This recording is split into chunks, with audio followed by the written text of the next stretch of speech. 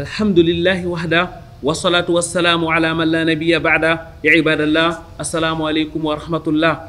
Les meilleures louanges sont inconditionnellement destinées à Allah, Allah l'unique sans fils, Allah qui aime ses serviteurs pieux, que la paix et la bénédiction d'Allah soit sur Muhammad, le modèle de la piété, ainsi que sur sa famille pieuse, ses valeureux compagnons et tous ceux qui le suivront jusqu'au jour de la rétribution. Wa qawluhu ta'ala, ya ayyuhalladhina amanu kutiba alaykumus siyam kama kutiba ala alladhina min qablikum la'allakum tattaqun. Ô vous qui avez cru, dit Allah exalté soit-il, il vous est prescrit le jeûne comme il a été prescrit à ceux d'avant vous, ainsi atteindriez-vous la piété. La piété, cette finalité des mois bénis, restait au cœur des préoccupations des fidèles. Une quête permanente à travers soumission pour une tranquillité ici-bas, mais aussi et surtout les paradis dans l'au-delà.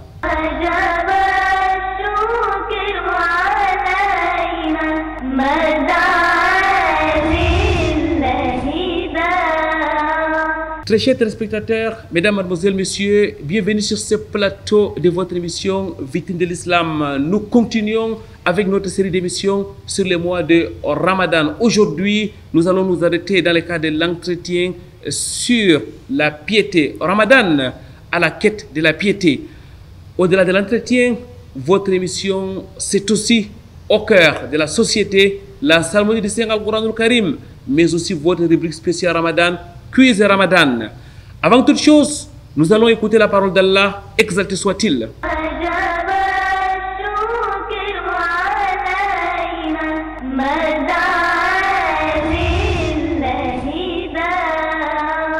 أعوذ بالله من الشيطان الرجيم أحل لكم ليلة الصيام الرفث إلى نسائكم هن لباس لكم وأنتم لباس لهن علم الله أنكم كنتم تختانون أنفسكم فتاب عليكم وعفى عنكم فالآن باشروهن وابتغوا ما كتب الله لكم وكلوا واشربوا حتى يتبين لكم الخيط الأبيض من الخيط الأسود من الفجر ثم أتموا الصيام إلى الليل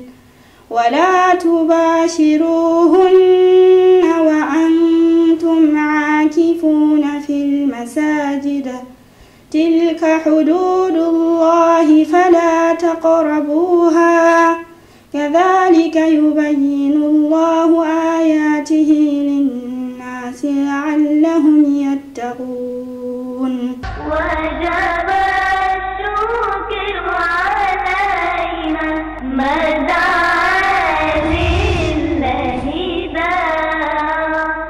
ربي اشرح لي صدري ويسر لي امري واحلل عقدة من لساني يفقهوا قولي اللهم لا علم لنا الا ما علمتنا انك انت العليم الحكيم ربي زدني علما. Mesdames, mademoiselles, messieurs, bienvenue dans l'enceinte de la mosquée centrale numéro 3 de Douala où nous sommes accueillis par l'imam principal. Nous sommes en compagnie de Dr Abdul Karim Abbo Yerima.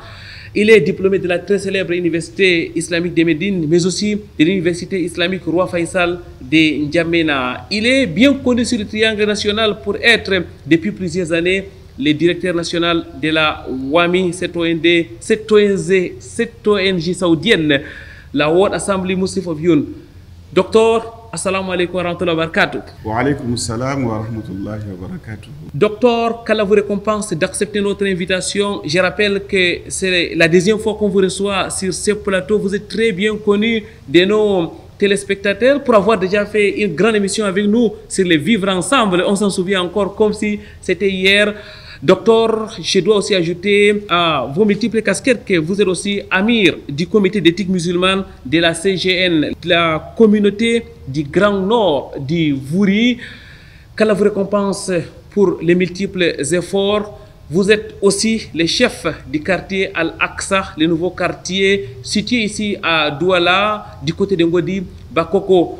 Nous allons aujourd'hui, mesdames, mademoiselles, messieurs, continuer avec nos émissions sur les jeûnes du mois de Ramadan. La semaine dernière, nous avons parlé du mois de Ramadan unique, un Ramadan unique. Aujourd'hui, Ramadan à la quête de la piété sera l'objet de notre entretien. Nous l'avons dit dans nos propos introductifs. Allah exalté soit-il, dit la'allakum tattaqoun, ainsi atteindriez-vous la piété. Tout au long de cette émission, nous reviendrons sur ces concepts ô combien importants qui constituent la finalité ou, si vous voulez, la raison d'être du jeûne du mois de Ramadan.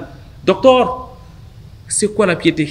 Alhamdulillah Rabbil Alamin wa salatu wa salam ala khayri khalil ajma'in sayyidina wa nabiyina Muhammadin wa ala alihi wa sahbihi ajma'in. Frère Kodanga, vous avez su bien dire que le Ramadan a été institué pour atteindre la piété. Donc, on peut dire la raison d'être de Ramadan, c'est pour atteindre la piété. Je vois que vous êtes très attaché au texte islamique. Vous avez lu le verset entièrement dans sa lecture arabe et vous avez traduit les mots piété après avoir lu la'allakum tattaqoun.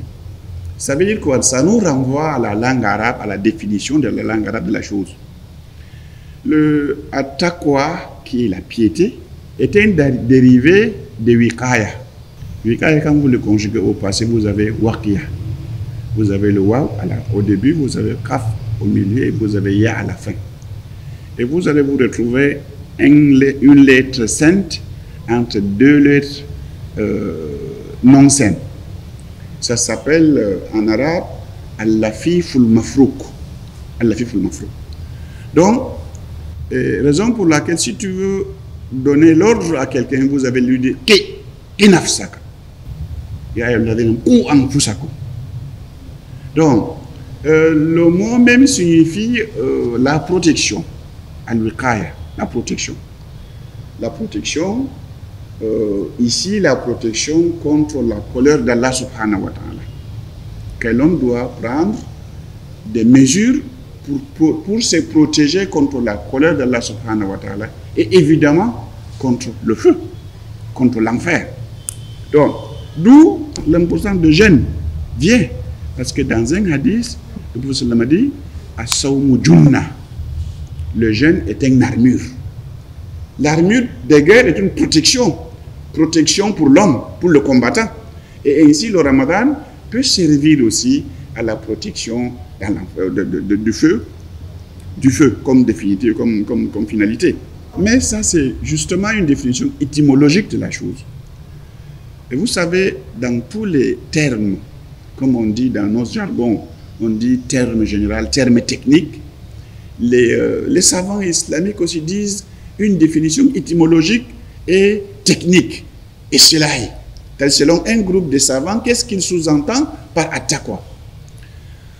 Et les ulémas disent que at-taqwa, c'est d'avoir une capacité en soi d'exécuter les ordres d'Allah subhanahu wa ta'ala et d'éviter ses interdits. Quand on parle d'exécuter les ordres d'Allah subhanahu wa ta'ala, on a deux sous-rubriques. On a les exécutions fermes qui sont l'obligation. On a les exécutions moins fermes qui sont les surrogations. De l'autre côté, quand on parle d'éviter les interdits de Allah, on a aussi deux interdictions fermes qui sont haramat, interdictions moins fermes qui sont al-makruhat. Donc, c'est ça là qui constitue at-taqwa dans la définition sur les ulémas. Mais cette définition, il l'exprime de plusieurs manières. Il l'exprime de plusieurs manières. Là où était retenu, c'est chez Ali, dans un recueil, que lui, il dit at-taqwa huwa al-khawfu min al-jalil. C'est d'avoir peur d'un grand qui est Allah subhanahu wa ta'ala. Ou al-amalu bit-tanzil. Et travailler avec ce qui a été révélé, qu'il soit le livre ou la sunna. Et s'apprêter pour le jour de départ, qui est la fin de chacun, qui transitera par barzakh et qui va se retrouver devant Allah subhanahu wa ta'ala. Mais cet taqwa encore, il a d'apparence et il a des côtés cachés. Voilà pourquoi Ibn Ashir dit وحاصل التقوى اجتناب وامتثال في ظاهر وباطن بذا تنال فجاءت الأقسام حقا أربعة. Donc la piété, de s'exécuter ce qui est recommandé et de s'éloigner de ce qui est interdit. Et vous avez ce qui est interdit et ce qui est recommandé, ce qui est interdit apparent, ce qui est recommandé non apparent, ce qui est recommandé apparent, ce qui est interdit apparent et ce qui est interdit non apparent. Jazakumullahu khairan, docteur Barakallahu Fikoum. J'espère que notre spectateurs ont saisi au moins une idée de ce que c'est que la taqwa, la crainte révérentielle d'Allah exalté soit-il. Docteur, vous l'avez dit à maintes reprises, Allah exalté soit-il a utilisé cette expression dans le Coran. Le prophète Muhammad sallallahu alayhi wa sallam en a fait pareil. Est-ce à dire que la piété est au centre de la vie du musulman? Bien sûr. D'ailleurs, même un acte qui n'est pas couvert de la piété court un grand risque de ne pas être accepté. Parce que Allah subhanahu wa ta'ala dit dans le Coran, Innama yataqabbalu Allahu minal muttaqin. Allah accepte uniquement à ceux qui l'adorent par une crainte révérentielle. Donc, la piété est vraiment fondamentale pour pouvoir valider un travail quelconque.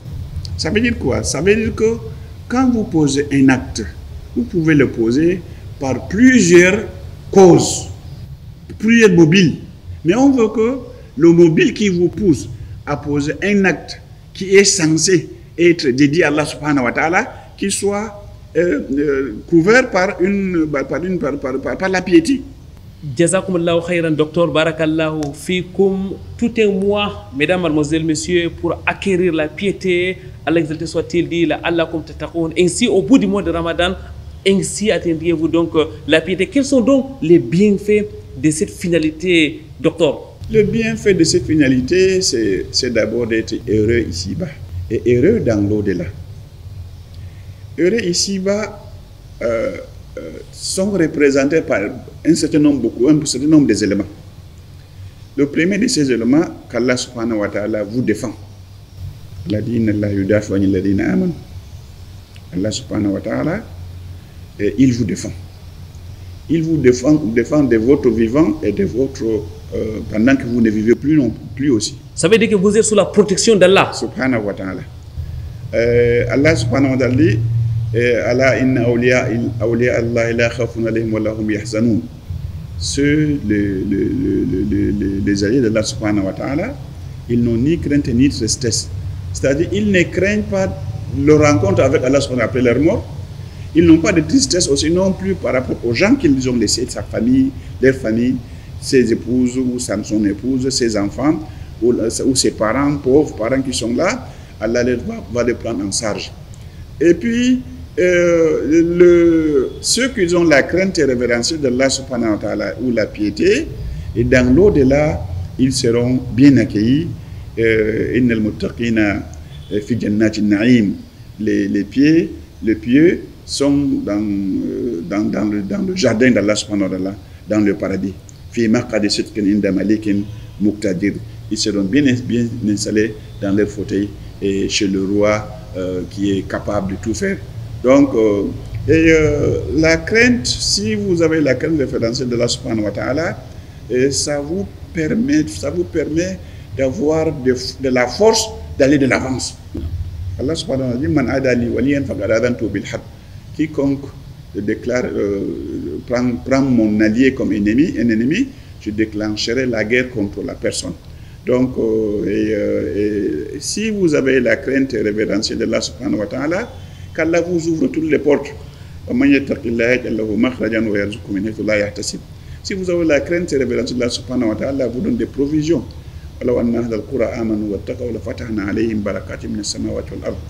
Donc il y a autant de vertus qui sont là dans la crainte révérentielle d'Allah. Les bienfaits sont donc énormes, mesdames, mademoiselles, messieurs, lorsque nous sommes à la quête de la piété, à taqwa, la crainte révérentielle d'Allah, exalté soit-il.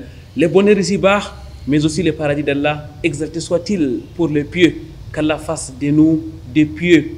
Nous allons, mesdames, mademoiselles, messieurs, introduire notre rubrique au cœur de la société.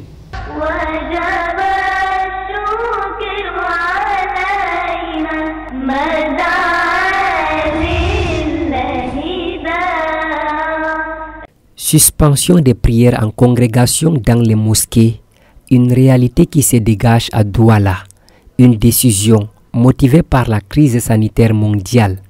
Privé des prières de vendredi, depuis le 20 mars 2020 pour certains, les responsables de ces lieux de culte musulmans comptent maintenir la décision malgré le début du mois de jeûne.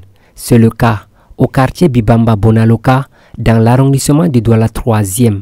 Un bon père de famille, Sa Majesté Saïbou Oumara, chef de Bonaloka, a mis un accent particulier sur la sensibilisation. Le mois de Ramadan, c'est un mois béni, c'est un mois très souvent très mobilisatif. Quand le monde, quand toute la communauté se mobilise, personne de nous qui peut dire qu'il va respecter les règles de 50 personnes pour la prière de Maghrib ou bien la prière de Qiyamul Layl. Alors voilà pourquoi, moi personnellement, je ne suis pas le seul. Je décide avec ma communauté, celle de Bibamba Bonaloka. Auparavant, ils n'ont pas su, mais après, nous avons constaté, nous tous, tout ce qu'on entendait de loin, c'est déjà ici avec nous. Nous avons des cas, même dans nos environs. Et nous nous sommes pensés mieux que chacun de nous reste chez soi. Il reste chez soi dans le sens qu'il peut prier. La prière, Dieu va accepter ton prière partout là où tu pries. Et surtout s'il faut aller se mobiliser au-delà de 100-150 personnes pour contaminer, je ne pense pas que vous aurez la récompense que la prière que vous avez cherchée. Dieu, c'est Ar-Rahman Ar-Rahim. Ça c'est que les mosquées sont ouvertes, mais il faut que les gens sachent qu'est-ce qu'ils vont aller faire à la mosquée. C'est pour prier, pour adorer Dieu. On peut adorer Dieu partout là où nous sommes. Et si nous sommes sincères, on peut mobiliser 4, 5, 6, 7 personnes dans notre case pour épargner maintenant toutes nos communautés et nos populations pour que cette épidémie, que Dieu nous les épargne pour la contamination d'ici que ça va partir. Certes, à Bonaloka, les gens sont tous... j'ai fermé des mosques, ce n'est pas moi qui ai fermé des mosques. C'est l'ensemble de toute la communauté de Bibamba Bonaloka qui ont décidé qu'on ne peut pas respecter 50 personnes, mieux qu'on ferme la mosquée. Au lieu d'aller en désordre, nous sommes ordonnés, nous sommes responsables, nous avons compris les mesures qu'on ne peut pas les respecter, mieux de rester chez nous et prier. Dans son communiqué du 27 avril 2020, le Conseil des chefs traditionnels musulmans du littoral et du sud-ouest a réitéré sa volonté de maintenir la suspension des prières en congrégation à Douala. Après une analyse objective et réaliste de l'évolution du Covid-19 au Cameroun, les leaders musulmans ont jugé utile de rester en phase avec les autorités du pays. La fermeture des mosquées dans la capitale économique oblige les chefs de famille à se substituer en imam dans leurs domiciles respectifs. Oui, ça fait mal aux fidèles de tout le temps que nous passons. Mais alhamdoulilah, comme il y a la santé, que Dieu nous laisse, qu'on doit prier, même comme les autorités ont voulu, que ça doit être là où on doit prier, là où ça se trouve. On remercie Dieu. On doit continuer le carême dans les bonnes conditions, que Dieu nous aide à continuer notre carême.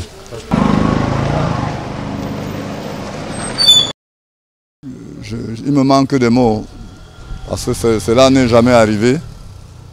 Qu'on passe des temps très difficiles, le confinement de Corona-19 et la fermeture de mosquées, c'est une désolation. On n'a jamais vécu ça dans la vie. On se débrouille chez soi, chacun se débrouille chez lui. Le mot d'ordre ici, Sallu fi buyutikum, priez dans vos domiciles jusqu'à nouvel ordre.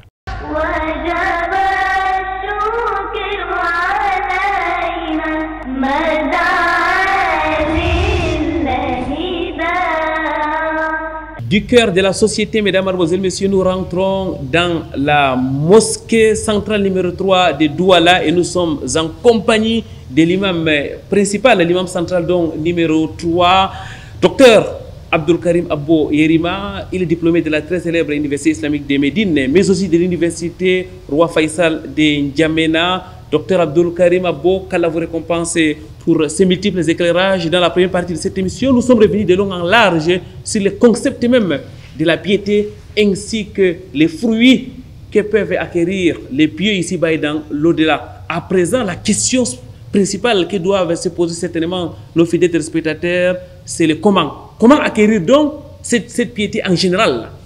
Acquérir cette piété, c'est un travail de longue haleine. C'est un travail de longue haleine parce que pour atteindre la piété, il y a des étapes cumulatives. Celui qui peut avoir la crainte révérentielle de Allah subhanahu wa ta'ala ou la piété de Allah subhanahu wa ta'ala, et c'est celui-là qui se répand de tous les péchés. Allah subhanahu wa ta'ala dit on s'adresse ici aux détenteurs de foi, les fidèles. Vous tous là, vous qui êtes en quête de piété, repentissez-vous. Et quand on parle de repentir, de se repentir, il y a des conditions qu'il faut respecter. Et par rapport à cela, il faut éviter le péché là. Il faut avoir le regret de voir faire ce péché. Il faut prendre l'intention à ne plus retomber dans ce péché encore. Si le péché regarde l'autrui, il faut restituer les biens qui étaient faits. Et donc, le prophète sallallahu lui-même, on comptait dans une séance. Il demandait pardon à Allah subhanahu wa ta'ala entre 70 à 100 fois. Donc, il y a cet élément. Celui qui cherche la piété, qui a la quête de la piété, doit demander pardon à Allah subhanahu wa ta'ala, doit se repentir tout le temps. Deuxième, la personne qui cherche la crainte révérentielle d'Allah subhanahu wa ta'ala, il doit faire l'effort. Il doit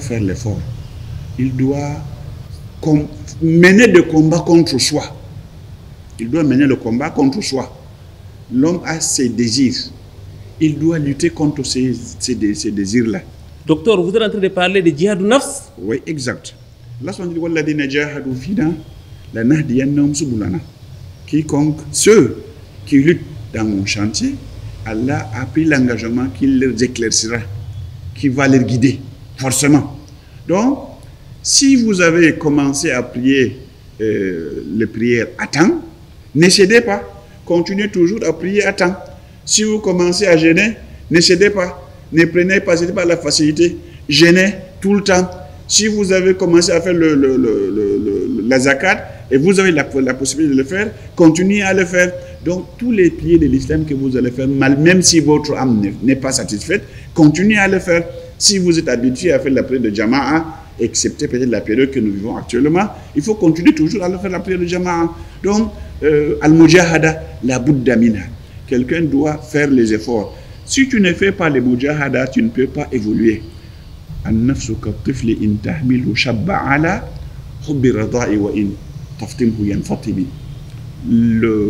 de la personne est comme un bébé. Tant qu'on ne sèvre pas, il ne va pas cesser de téter. L'homme veut se reposer. Quand on dit as-salatu khayrun min an-nawm le matin, n'importe qui veut se reposer. Mais à un moment, il faut lutter contre son âme et aller vers l'appel d'Allah subhanahu wa ta'ala.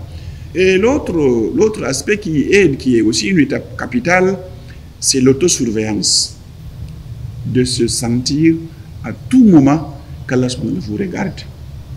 Allah vous regarde et que vous ne savez pas quand est-ce qu'il va vous retirer votre dernier souffle. Il faut donc garder un lien permanent avec Allah exalté, soit-il la relation horizontale et verticale, en fait, la relation verticale. Al-Muraqaba. Parce que si quelqu'un pense qu'il peut se cacher dans sa petite chambre ou derrière son petit appareil, il fait ce qu'il ne fait pas dehors. Ça fait problème. Il faut qu'il sache que Dieu qui le regarde dans la mosquée, là, le regarde aussi à la maison. Dieu qui le regarde à la maison, le regarde aussi au marché, dans le marché. Partout là où il est, Allah subhanahu wa ta'ala est là.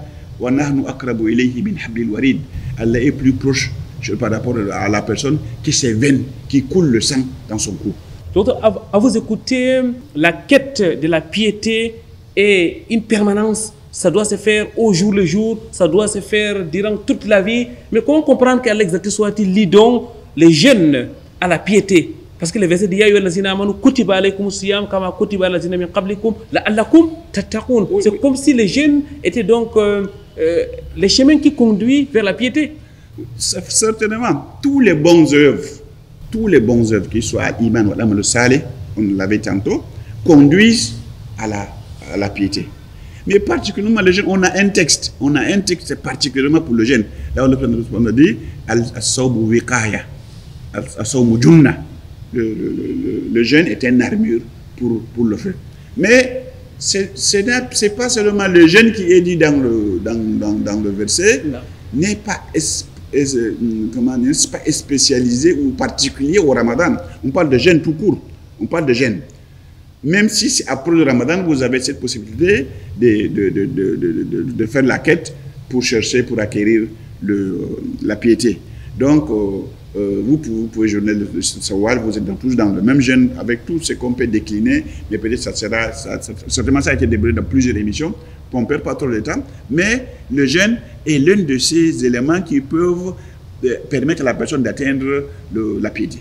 Docteur, tout au long de cette émission, vous avez appelé les uns et les autres au retour vers Allah, exalté soit-il, pour acquérir cette piété. Et nous sommes en plein Ramadan. Et le mois de Ramadan, c'est un mois de jeûne, c'est un mois de crainte, c'est un mois de pardon, c'est un mois de repentir. Est-ce qu'on doit particulièrement, pendant ces mois de Ramadan, multiplier les efforts pour acquérir cette piété? Oui, bien sûr. On a parlé de Mujahada. Le Mujahada, ça se fait en dehors de Ramadan et ça se fait aussi pendant le mois de Ramadan. Aussi et surtout? Oui, et surtout. Le prophète sallallahu alayhi wa sallam multiplier tout ce qu'il faisait avant le Ramadan, pendant le Ramadan. Il les multipliait. Par exemple, le prophète sallallahu lisait le Coran. Mais quand le Ramadan arrive, il lit beaucoup plus le Coran. Et quand Jibril arrive, ils lisent le Coran ensemble. L'année qu'il rentre vers Allah subhanahu wa ta'ala, il a lu le Coran avec Jibril 2 fois. Donc, les prières nocturnes avant le Ramadan, ils étaient importants. Mais pendant le Ramadan, l'effet qu'ils vont donner, le prophète sallallahu a dit, quiconque prie les prières doctrines de Ramadan, Allah le pardonne ce qui est passé, ce qui a précédé de ses péchés. Le même hadith dit aussi par rapport au jeûne. Dans le Ramadan, il y a beaucoup d'autres aspects, tels que les mois nécessaires, les endroits nécessaires pour pouvoir atteindre cette piété. Une nuit que vous pouvez gagner 83 ans de votre âge dans l'adoration. Donc vous avez beaucoup des aspects qui rendent en compte. Mais seulement ce que je veux dire, les aspects de taqwa ne sont pas à terme. Il y a un aspect qui est très important, al-muhasaba. C'est-à-dire, s'auto-évaluer. Que vous-même, vous soyez comptable de ce que vous faites. Donc, il ne suffit pas de jeûner, mais il suffit plutôt de bien jeûner. Il ne suffit pas de prier la prière nocturne, mais il suffit de bien jeûner et de prier la prière nocturne. Il ne suffit pas de donner la sadaka, mais de bien faire la sadaka. Quitte à toi maintenant de chercher comment est-ce qu'on peut faire un sadaka de manière cachée. Tu fais un sadaka et que la personne soit satisfaite. Quitte à toi de trouver, au lieu que ce que vous donnez soit toujours des gens qui sont attentifs à ce que vous donnez, comment est-ce que vous pouvez investir pour que la personne soit aussi parmi les donateurs? Comment est-ce qu'il faut l'aider à monter ces micro-projets? Donc, on tend vers l'excellence. On veut taqwa là parce qu'on veut avoir un niveau qui n'est pas comme les autres. Allah subhanahu wa ta'ala dit inna akramakum indallahi atqakum. Vous cherchez un endroit pour ceux qui sont les plus nobles. Le plus noble, c'est pas facilement comme ça. Donc, il faut faire des efforts. Il faut chercher à accumuler tous ces 4 aspects qu'on a énumérés pour avoir une bonne portion sous la toit de At-Taqwa. Qu'Allah exalté soit-il nous accorde donc la piété, docteur. Il n'y a donc pas de doute que le mois de Ramadan est un cocktail pour acquérir la piété. Le mois de Ramadan, c'est une saison. C'est une saison. C'est-à-dire, si on parle de langage des commerçants, actuellement, pendant le mois de Ramadan, il y a des commerçants qui cherchent à acheter des riz, du savon, de l'huile, pour attendre le mois de Ramadan, du sucre et autres. Parce qu'ils savent que pendant le mois de Ramadan, les marchés sont bons. Et le mois de Ramadan, dans l'aspect de récompense, c'est aussi un grand marché. C'est un grand marché, donc il faut investir et calculer. Le compagnon du prophète sallallahu alayhi wa sallam, ils avaient une attitude. Si le Ramadan passe, il passait 6 mois, il implorait Allah subhanahu wa ta'ala pour qu'il valide le Ramadan. Une fois les 6 mois passent, il demandait à Allah subhanahu wa ta'ala encore de leur permettre d'atteindre le mois de Ramadan pendant 6 mois, de pouvoir adorer Allah subhanahu wa ta'ala. Parce qu'ils savent que c'est une saison, c'est un moment, c'est une denrée rare, c'est une occasion à ne pas rater. Si jamais ça pouvait arriver qu'un de nos morts revenait ou bien qu'on est en contact avec lui, on lui demande quel est le mois que tu as beaucoup plus regretté. Il nous dira naturellement le mois de Ramadan. Jazakumullahu khairan. Le mois de Ramadan, mesdames, mademoiselles, messieurs, est donc une haute saison pour acquérir la piété afin de récolter le paradis d'Allah. Exalté soit-il. Docteur, nous sommes en plein Ramadan, nous l'avons dit depuis la semaine dernière, et ce n'est un secret pour personne. Nous sommes menacés le monde entier par un ennemi invisible qui est le Covid-19, le coronavirus, qui aujourd'hui a changé nos habitudes, les habitudes du monde entier. Est-ce que la quête de la piété est influencée par l'arrivée de ce Covid-19, docteur? Non, la quête de la piété peut être influencée par la forme, mais pas sur le fond.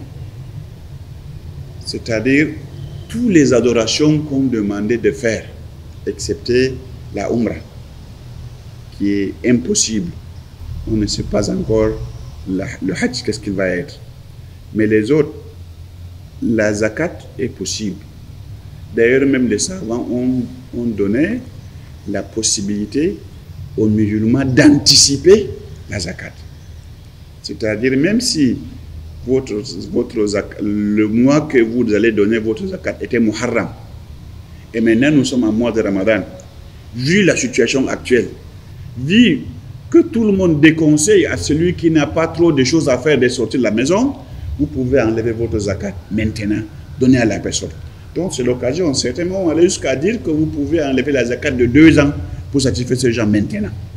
Et pour les prières nocturnes, les prières de manière générale, les plus obligatoires, c'est fait dans la prière dans la mosquée, c'est sunnah de le faire dans la mosquée.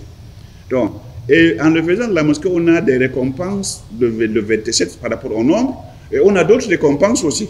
Le fait de marcher à la mosquée, le fait de rentrer, le fait de prier en groupe, vous pouvez le faire à la maison. Le 27 peuvent être atteints. Mais il reste maintenant la distanciation, la distance que vous parcourez pour aller à la mosquée, pour réveiller, pour prier dans une mosquée là où il y a beaucoup plus de nombre. Mais là, si vous le faisiez depuis que vous êtes, à la seule que vous le faisiez, et en ce moment, vous êtes dans l'incapacité de pouvoir le faire, Allah est généreux, il vous donnera votre récompense, comme si vous continuez toujours à le faire. Et la lecture du Coran, vous le faites de manière permanente. Vous le lisez à la maison. Parmi les salafs, il y a ceux qui, qui lisent le Coran entièrement dans une journée. Et le Ramadan vous donne cette activité. Donc le Ramadan vous donne des possibilités de pouvoir faire toutes ces adorations et de manière excellente. Shukran lakum, docteur. Quelle générosité de la part d'Allah, exalté soit-il. Mesdames, mademoiselles, messieurs, même en plein confinement, vous pouvez acquérir la piété. Là, lakum tatakone ici, atteindriez-vous la piété. Nous allons donc continuer avec nos rubriques. Nous allons accueillir sur ce plateau, mesdames, mademoiselles, messieurs, notre frère Ousmane Djida. C'est dans le cadre du quiz Ramadan.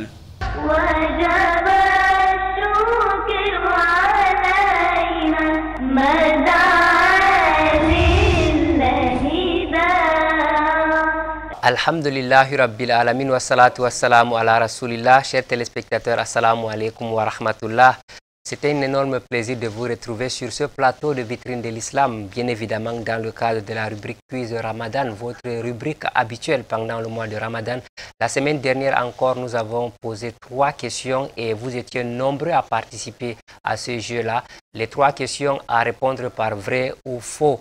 La première question que nous avons posée la semaine dernière était la suivante. Jeûner, c'est s'abstenir de manger uniquement. Jeûner, c'est s'abstenir de manger uniquement. Et à cette question, il fallait répondre donc par faux. Parce que jeûner, c'est s'abstenir de manger et boire, les rapports intimes et tout ce qui conduit à gâter le jeûne. Voilà donc ce qu'il fallait dire par rapport à cette question. La deuxième question, Aïcha est la première épouse du prophète Muhammad sallallahu alayhi wa sallam. C'est faux. Aïcha n'est pas la première épouse du prophète Muhammad sallallahu alayhi wa sallam. La première épouse du prophète, c'est la Khadija radiallahu anha. La troisième et la dernière question que nous avons posée la semaine dernière sur le chemin de Ramadan passe tous les jours sur Canal 2 International pendant le mois de Ramadan. À cette question, il fallait donc répondre par vrai. C'est une émission qui passe régulièrement pendant le mois de Ramadan au moment du Sahour. Restez donc connectés et nous avons eu, comme je le disais à l'entame, plusieurs gagnants. Mais la spécificité de cette année, nous n'allons pas donner le nom des gagnants. Pour être parmi les gagnants pour cette année, il faut répondre à 3 émissions. Il faut trouver les 3 bonnes réponses pendant au moins 3 éditions du quiz Ramadan. Et Inch'Allah, à la fin du mois, vous aurez votre nom si vous avez réussi à donner au moins 3 bonnes réponses pendant 3 éditions différentes.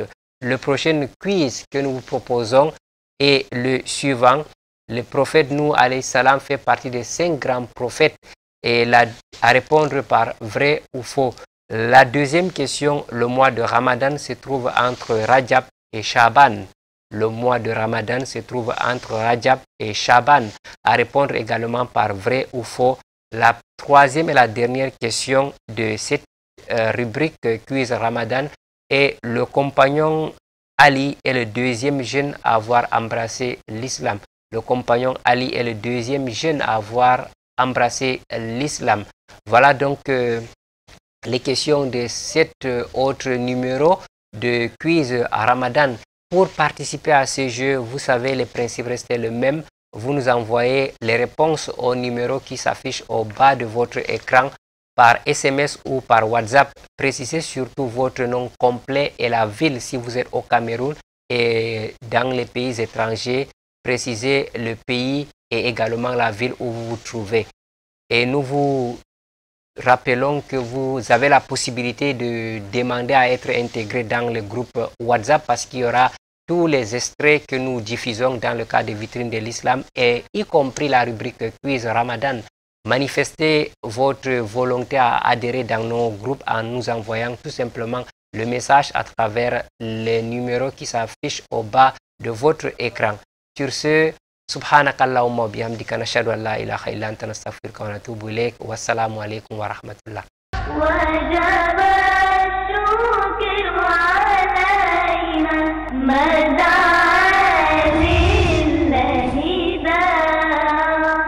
Allahumma inni a'udhu bika min al-barasi wal jununi wal juzami wa sayyir aspan.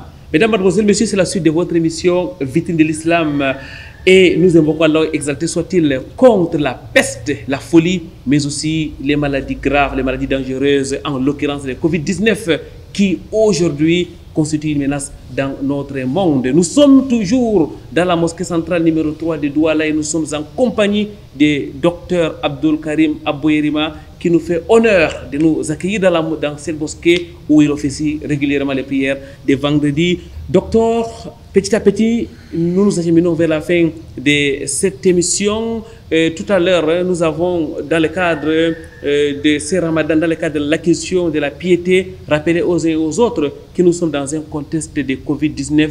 Depuis pratiquement quelques semaines, notre pays fait face au Covid-19. La communauté musulmane qui fait partie des citoyens est aussi debout. Lorsque vous regardez ce qui se passe dans nos quartiers, dans nos maisons, dans nos mosquées, dans notre communauté, en un mot, est-ce que la communauté musulmane a donné une réponse véritable vis-à-vis du Covid-19? Frère Kouéranga, sincèrement, je pense qu'il soit communauté musulmane ou pas, les gens ne sont pas égaux.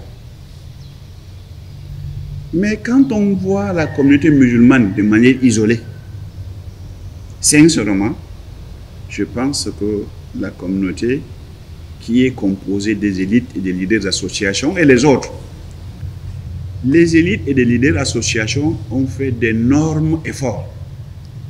Je pense qu'ils étaient à l'avant-garde même d'abord des autres. Parce que, avec les 2 mesures gouvernementales qui ont été publiées, seuls les musulmans qui se sont décrétés eux-mêmes la fermeture des mosquées ou la suspension des mosquées pour que les mosquées ne soient pas le lieu de répandre cette pandémie. Donc, et vous voyez, à Douala par exemple, beaucoup de mosquées ont suspendu leurs prières. À Yaoundé, beaucoup de mosquées, surtout Yaoundé 2e, beaucoup de mosquées ont suspendu leurs prières. Et dans beaucoup de villes. Et quand les mosquées reviennent, ça c'est la position médiane, cette mosquée qui sont ouvertes, qui restent ouvertes ou bien qui s'ouvrent, les fidèles cherchent toujours à respecter les mesures. Vous savez, l'homme musulman est trop attaché à la mosquée. Le prophète sallallahu alayhi wa sallam a dit, parmi les 7 qui seront dans la trône d'Allah subhanahu wa ta'ala le jour qu'il n'y a pas de trône, qu'il n'y a pas de l'ombre en dehors de son nom, il dit et l'homme que son cœur est attaché à des mosquées. Et Allah dit anime les mosquées de Allah uniquement ceux qui croient à Allah le jugement dernier. Vous voyez, c'est très fort pour lui d'être sévré de ce mosquée. Mais quand il revient encore, il revient en respectant les normes de son État, parce que lui aussi, il est un citoyen tout entier, comme tous les autres. Et il fait les efforts pour pouvoir le remporter. Moi, je crois, ce qu'il faut dire ici, il faut rappeler à ceux qui, s'il y en a, les brebis galeuses ne manquent pas, qui s'organisent, qui partent dans la mosquée, probablement ils ne respectent pas les mesures préconisées par le gouvernement. Il faut toujours les sensibiliser pour qu'ils les respectent. Pour ceux, et il faut saluer ceux qui prennent leur mal en patience, qui célèbrent leurs prières dans leur maison et avec leur propre famille. Bon, mais pour ceux qui continuent à ne pas respecter à la lettre le règlement, je pense que c'est dû à des choses. Il y a l'ignorance. Il y a l'ignorance. Les gens ne comprennent pas, soit ils ne comprennent pas l'islam comme il se doit, soit ils ne comprennent pas le risque réel qui est en train de guetter le monde. Deuxième aspect, il y a la pauvreté. Mais seulement si vous me permettez de dire à mes frères musulmans, mes chers frères musulmans, vaut mieux la pauvreté dans la bonne santé que la pauvreté dans la maladie. Jazakumullahu khairan, nous espérons que les uns et les autres vous ont véritablement suivi. Mesdames, mademoiselles, messieurs, il est clair que le Covid-19 est là, c'est une maladie dangereuse. Il faut donc se protéger et protéger votre famille. Docteur, je l'ai aussi dit, vous êtes l'amir du comité d'éthique musulmane de la CGN, la communauté du Grand Nord. C'est une nouvelle structure qui a été mise sur pied ici à Douala. Peut-être un mot sur ce comité que vous dirigez? Le comité d'éthique musulman est un organe qui est mis sur place pour accompagner les musulmans ressortissants des Grands Nord et tous ceux qui veulent être accompagnés dans leur spiritualité musulmane. Le comité travaille au niveau de production, c'est le comité d'éthique des ressources des Grands Nord qui travaille. Mais au niveau des services, le service est ouvert à tout le monde. Et si tout va, nous sommes appelés à mener un travail de retour aux sources. C'est-à-dire, on veut que le musulman ressortissant du Grand Nord et tous ceux qui veulent, qui s'alignent à la même ligne de conduite, ces ressources et trouvent des possibilités de vivre leur islamité dans leur citoyenneté. Ils sont bien des citoyens camerounais qui vivent à Douala, c'est une réalité, Mais au même moment, ils vivent leur islam comme tout autre musulman qui pouvait le faire ailleurs. Et depuis, la CGN elle-même, elle n'a qu'un an, quelques mois. Et le comité d'éthique, lui aussi réunit des imams, des oulémas de cette partie septentrionale du Cameroun. Et il mène des réflexions comment élever la pratique islamique chez les gens. Donc, on a obtenu un certain nombre de choses. On a instauré, d'abord dans certaines mosquées, ça existait déjà, mais pratiquement aujourd'hui, on a demandé à toutes les mosquées qui ont de chefs, de membres du conseil de chefs, qui sont de la CGN et leurs mosquées affiliées à eux, ou les mosquées affiliées à la CGN tout court, on demande à toutes ces mosquées d'ouvrir l'enseignement dans les centres. Donc, autrement, je peux vous dire, pratiquement toutes nos mosquées, il y a les enseignements qui se passent. Et les enseignements sont à niveau. Et on a opté pour le fiqh où on va travailler uniquement avec le fiqh maliki. Docteur, peut-être avant de continuer, tout au long de vos propos, vous êtes revenu sur les Grands Nord. Il y a beaucoup de fidèles qui disent être très gênés lorsque dans l'islam on parle du Grand Sud, on parle du Grand Nord, on parle de ceci, on parle de ça. Qu'est-ce que vous leur répondez? Non, j'ai bien dit que c'est la production qui est du Grand Nord. Ce n'est pas le service. Non. Maintenant, quand je cherche l'argent, moi, Abdou Karim, je cherche l'argent, je l'offre à quelqu'un. Ne regardez pas qui a cherché l'argent. Regardez à qui ce qu'on a offert. La CG n'a jamais limité ses services à ceux ressortissants du Grand Nord. Donc, alors, les services que le comité d'éthique produit, il est distribué à tout le monde.